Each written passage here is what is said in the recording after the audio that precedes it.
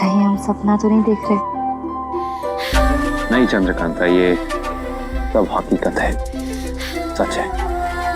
कितना अच्छा होता अगर ये वक्त यहीं थम जाता और हम जन्म जन्म तक यहीं यूं ही रहते। और क्या? अच्छा, तो फिर हमारा विवाह कैसे होता? और अगर विवाह नहीं होता तो? बस वीरेंद्र, तुम भी ना ज्यादा ही सोचने लगे हो। क्योंकि हम जानते हैं कि हमारा विवाह होने से कोई नहीं रोक सकता चंद्रकांता। और वैसे भी चंद्रकांता, अब माँ ने तुम्हें माफ कर दिया है और हमें लगता है कि बहुत जल्द विजयगढ़ और नौगढ़ में सुलह भी हो जाएगी। बहुत जल्द आएंगे हम आपको डोली में बिठा कर ले जाने के लिए। वादा करो हमसे वीरेंद्र, अगर कोई भी परेशानी आएगी तो हम उसका साथ में सामना करेंगे, अब जुदा नहीं होंगे। हम वादा करते हैं आपसे, हमें कोई भी जुदा नहीं कर पाएगा चंद्रकांता, कोई भी।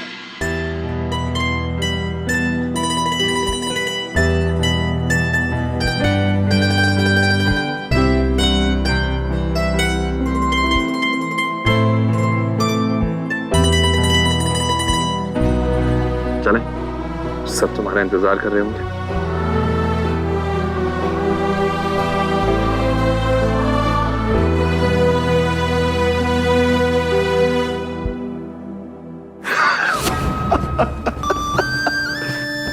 कमबख्त, ऐसी आग लगाई है मैंने विजयगढ़ और नौगढ़ में कि सब कुछ जलकर भस्म हो जाएगा, स्वाहा। ना दोस्ती पनपेगी और ना ही इश्क परवान चढ़ेगा।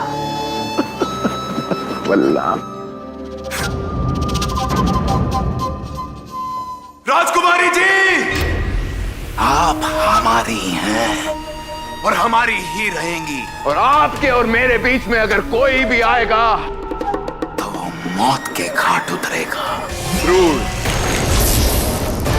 भाई ज्वाला, तुम यहाँ पर अकेले चंद्रकांता के सपने संजोते रहो और वहाँ पर वो अपने प्रेमी के साथ जंगल में मंगल कर रही है। क्या बकता है ज्वाला? मैं बकता नहीं मेरे भाई, अपनी आंखों से देख कर आ रहा हूँ उन दोनों की रासलीला। मैं ऐसा हरगिज़ नहीं होने दूंगा, हरगिज़ नहीं होने दूंगा। उनके प्यार को मरना होगा ज्वाला, उनके प्यार को खत्म करना होगा, समझा? तू मरना होगा। इस रासलीला की बहुत भारी कीमत चुकानी पड़ेगी उस वीरेंद्र सिंह को। मैं ऐसी विनाश लीला रचूंगा कि कमबख्त ना तो राजकुमारी जी कुछ कर पाएंगी और ना ही वो वीरेंद्र।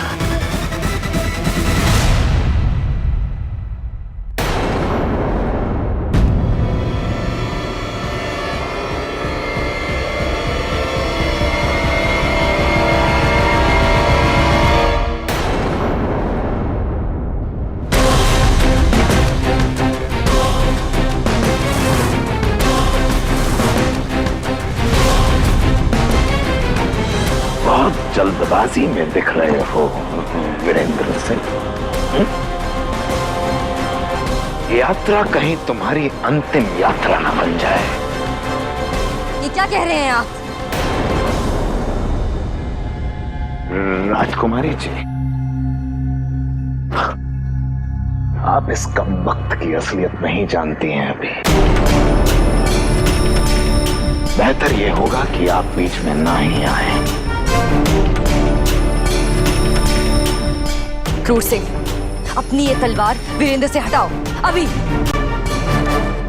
क्रूर सिंह,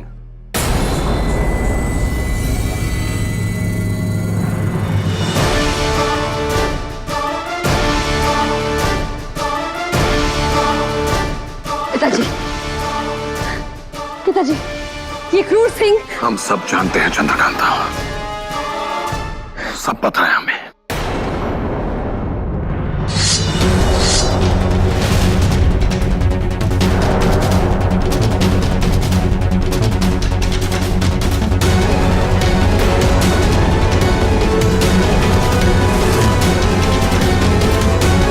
वीरेंद्र सिंह, ये क्या कर रहे हैं आप पिताजी? बस वीरेंद्र सिंह, अभी इसी वक्त विजयगढ़ की सीमा से दूर हो जाना, विजयगढ़ से दूर और हमारी पुत्री से दूर, और कभी भी यहां पर वापस आने की कोशिश ना करना, ना ही विजयगढ़ के पास और ना ही हमारी पुत्री के पास। तुम दोनों का रिश्ता कभी नहीं हो सकता।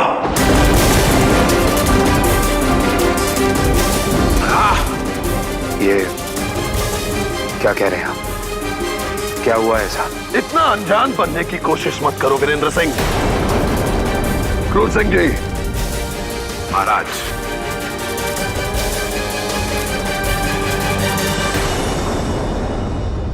महाराज जय सिंह, अगर आप अपनी और अपने राज्य की भलाई चाहते हैं तो हमारे यानी नौगढ़ के सामने अपने हथियार डालकर आत्मसमर्पण कर दीजिए, अन्यथा युद्ध के लिए तैयार हो जाइए। महारानी पद्विका।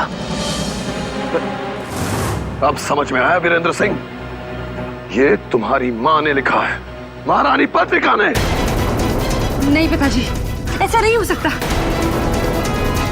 कोई गलतफहमी हुई है। महारानी को यकीन है कि हम बेगुनाह हैं, वो ऐसा नहीं कर सकती। ये किसी की चाल है पिताजी,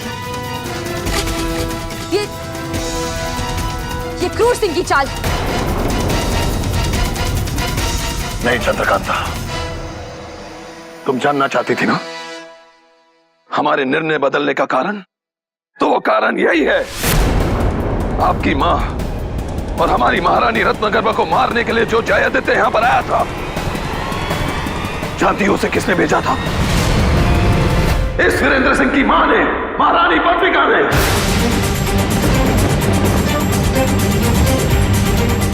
क्रूर सिंह, शायद तुम बोल रहे हो, हमारी गर्दन पे तनी तुम्हारी यह तलवार दोनों राज्यों को युद्ध के कगार पर लाकर छोड़ सकती है। सोच लो। वल्लाह, युद्ध ला सकती है। युद्ध तो कमबख्त तो ला ही चुका है।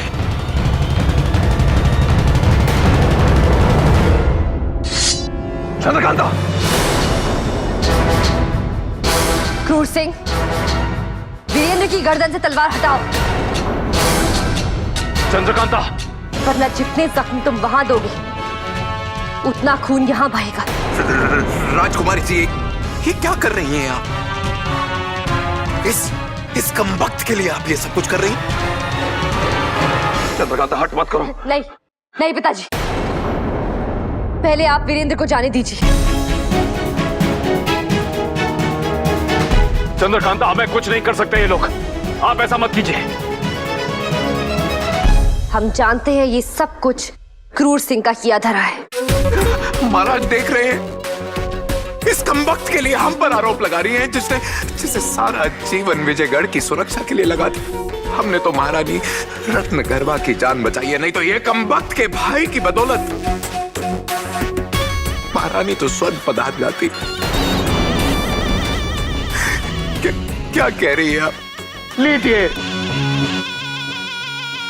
झूठ बोल रहे हैं पिताजी, हम सबको धोखा दे रहे हैं। आप इनकी बात का विश्वास मत कीजिए।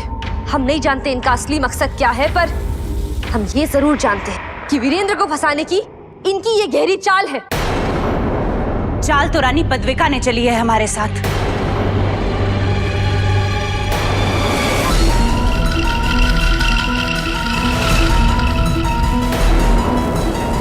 धोखा तो उन्होंने दिया है हमें। क्रूर सिंह सत्य कह रहा है। जयादित्य ने हमें मारने की कोशिश की, जानलेवा हमला किया हम पर। वो तो सही समय पे क्रूर सिंह वहां आ गया और हमारी जान बचा ली। नमक खाया है हमने महारानी आपका, जान देकर भी अपना फर्ज पूरा करेंगे, लेकिन इस तरह के आरोप नहीं सुन सकते हैं महाराज। वीरेंद्र सिंह, इससे पहले कि हम अपनी मर्यादा भूल जाएं, ये भूल जाएं कि तुमने हमारी बेटी की जान बचाई है। और याद रहे, तुम्हारा चंद्रकांता के साथ कोई रिश्ता नहीं, कोई नाता नहीं। तुम्हें उसे भूलना होगा। अभी इसी वक्त निकल जाओ यहां से। पिताजी नहीं।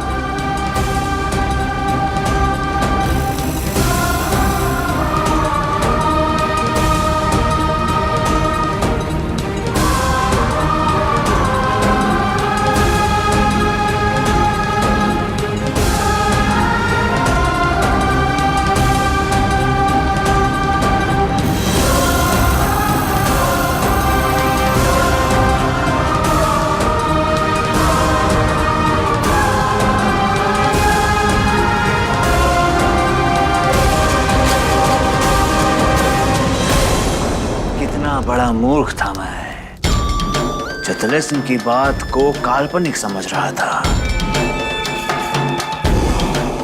अगर तिलिस्म की बात सत्य है तो अमर होना भी सत्य होगा। ये तिलिस्म 121वें साल में स्वयं ही लुप्त हो जाएगा।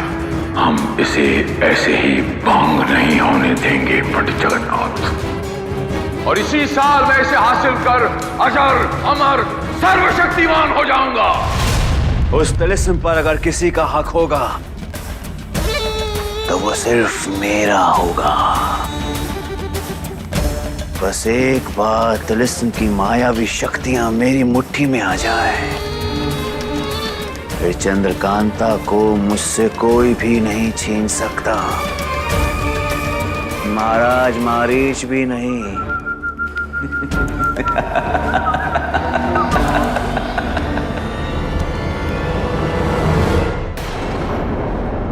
हम समझ सकते हैं कि तुम्हारे दिल पर क्या गुजर रही होगी, किंतु सच्चाई से तो मुंह नहीं मोड़ा जा सकता ना। और सच्चाई यही है कि जय आदित्य ने महारानी पदविका के कहने पर हमारी जान लेने की कोशिश की। महारानी पदविका ऐसी गिरी हुई हरकत करेंगी, ये तो हमने भी नहीं सोचा था। किंतु हमें ऐसा लगता है कि उन्हें तुम्हारा और वीरेंद्र का रिश्ता मंजूर नहीं है। शायद वो नहीं चाहते कि तुम नौगढ़ की बहू बनो।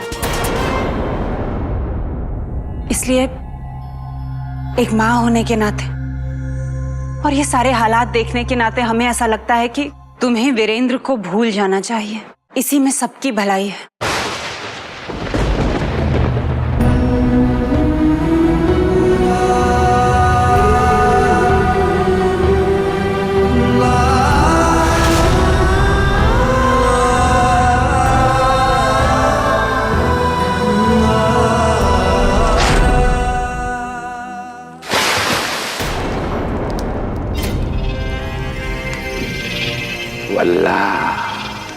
महारानी रत्नगर्भा,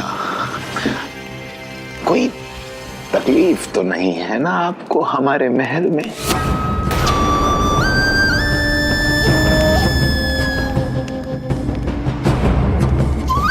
क्या है ना कि आपकी आजादी हमारी राजकुमारी जी तक पहुंचने नहीं देगी।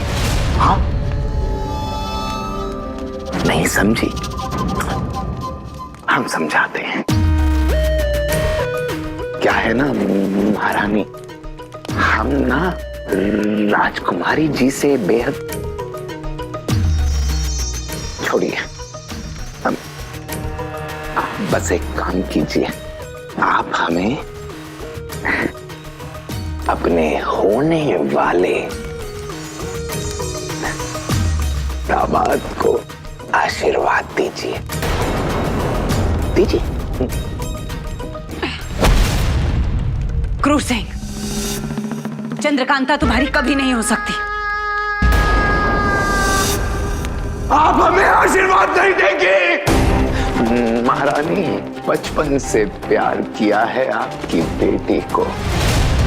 हमेशा हमने यही संजोया है सपना कि आपकी बेटी, हमारी राजकुमारी जी, हमारी धर्मपत्नी बने और ये सपना हम पूरा करेंगे। इस सपने को पूरा होने से हमें कोई भी नहीं रोक सकता है, आप भी नहीं। क्रूर सिंह, ऐसा कभी नहीं होगा। चंद्रकांता तुम्हें कभी नहीं मिलेगी। ऐसा होगा, जरूर होगा महारानी रत्नगर्भा।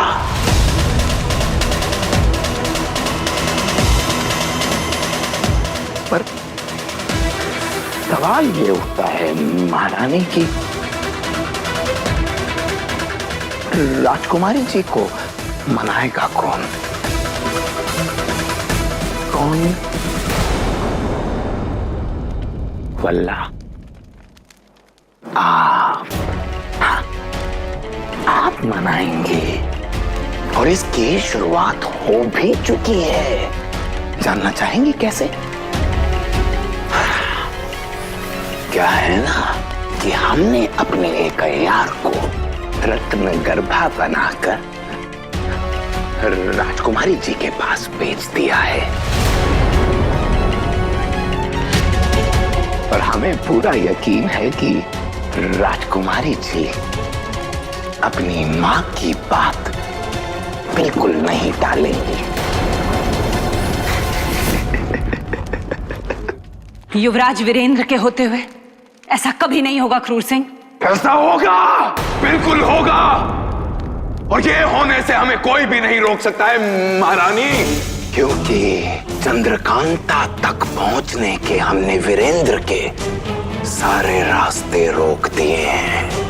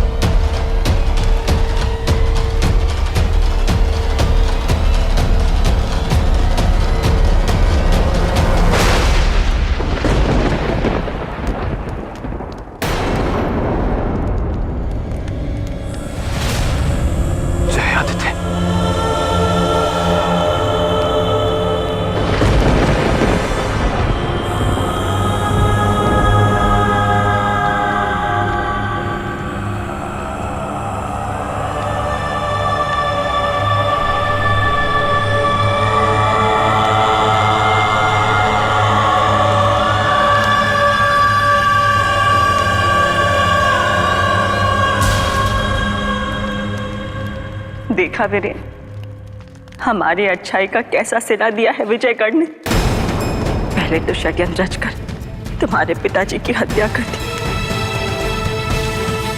अब तुम्हारे भाई को मौत के घाट उतार दिया। क्या कसूर था उसका? बस यही ना कि वो हमारा शांति संदेश लेकर वहां गया था। हमने तो चंद्रकांता को भी इसलिए माफ कर दिया था क्योंकि हम चाहते थे कि नौगढ़ और विजयगढ़ में शांति स्थापित हो।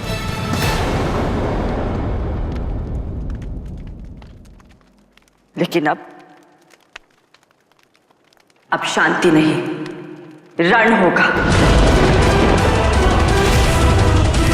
रणभूमि में जब शंखनाद होता है तो प्यार की मधुर बातें नहीं, तलवार की ठनकार सुनाई देती है। चंद्रकांता को तुम्हें भुलाना होगा और तुम्हें अपने पिता और भाई के हत्यारे का प्रतिशोध लेना होगा। तुम्हें विजयगढ़ से युद्ध करना होगा।